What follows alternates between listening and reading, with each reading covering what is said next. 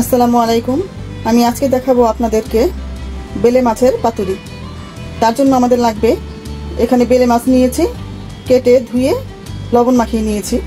আর এখানে আছে তেজপাতা, জিরা গুঁড়ো, আর এটা নিয়েছি শুকনো মরিচ গুঁড়ো। এখানে কিন্তু হলুদ দেওয়া যাবে না।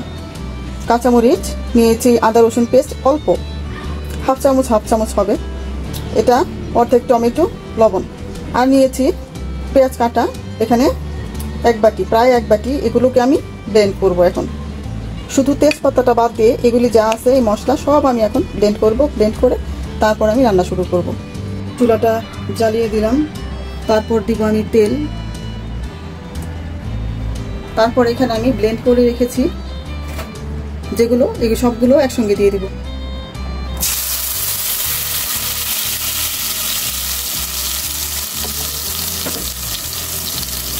নেড়ে দিব। ব্লেন্ড করার সময় আমি লবণ দিয়েছি, অল্প একটু লবণ দিয়েছি। লবণ হয়তো আর একটু লাগবে, আপনারা দিবেন আপনাদের স্বাদ মতো। এই রান্নাটা খুবই সহজ। এখন এটাকে কষিয়ে নেবেন।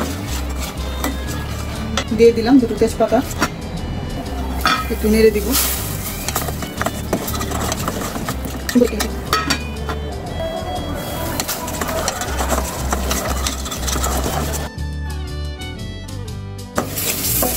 এখন আমি এটার মধ্যে পানি ঢেলে দিব, অল্প, বেশি না।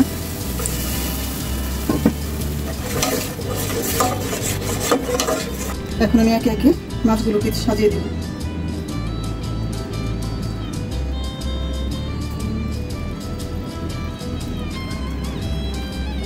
ঢেকে দেবো কিছুক্ষণ। মাছটাকে এখন উল্টিয়ে দিব।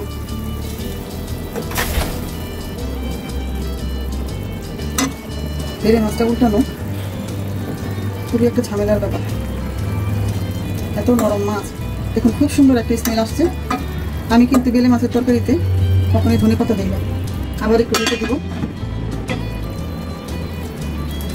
3টি কাঁচামরিচ দিয়ে দিব। কেউ ইচ্ছে করলে বেশিও দিতে পারেন। হয়ে গিয়েছে আমার বেলে মাছের পাতুরি। আপনারাও বাসায় এইভাবে চেষ্টা করবেন। ভিডিওটি ভালো লাগলে লাইক, কমেন্ট, শেয়ার করবেন। আল্লাহ হাফিজ।